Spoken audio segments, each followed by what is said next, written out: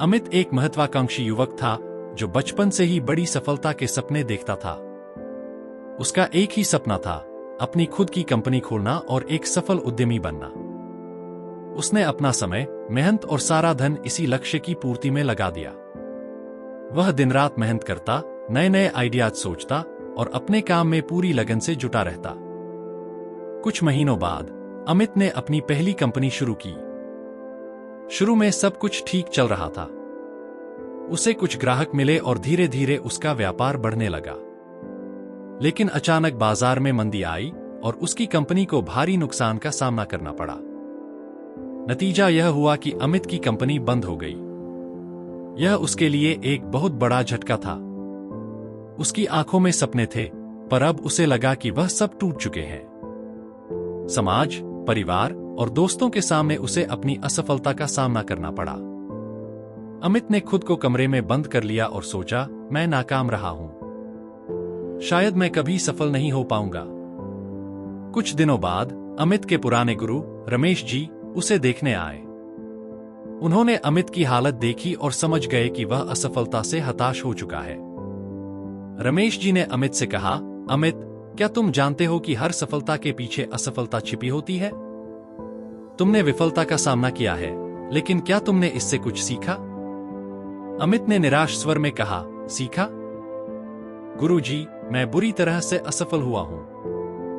अब मुझमें फिर से शुरू करने की हिम्मत नहीं बची। रमेश जी ने मुस्कुराते हुए कहा, अमित, हर असफलता हमें कुछ न कुछ सिखाती है। अगर तुम इसे अपनी हार समझोगे तो यह हार ही रहेगी, पर अगर तुम इसे एक सीख मानोगे तो यह तुम्हारे लिए सबसे बड़ी सफलता बन सकती है। सफल लोग वे होते हैं जो अपनी असफलताओं से सीखते हैं और फिर से खड़े होते हैं। अमित ने गंभीरता से गुरु की बात सुनी और फिर पूछा, तो मैं क्या करूं, गुरुजी?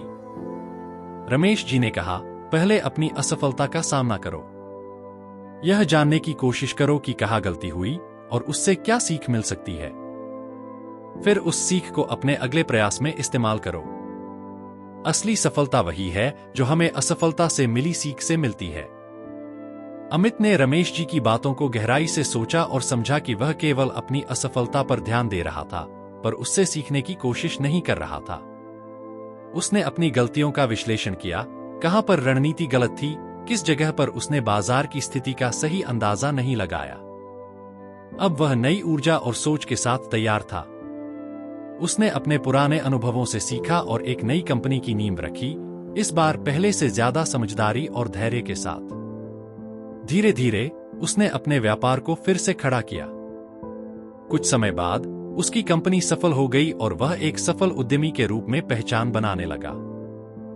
अमित ने एक बात सीखी थी, असफलता हमें निराश करने के लिए नहीं आती, बल्कि हमें सिखाने के लिए आती है। अगर हम असफलता से सीखने को तैयार हैं, तो वह हमें नई ऊंचाइयों पर ले जा सकती है। विफलता से घबराएं नहीं, उससे सीखें और आगे बढ़े। ऐसी ही प्रेरणादायक कहानियों के लिए हमारे चैनल से जुड़े और अपने जीवन में नई दिशा पाएं।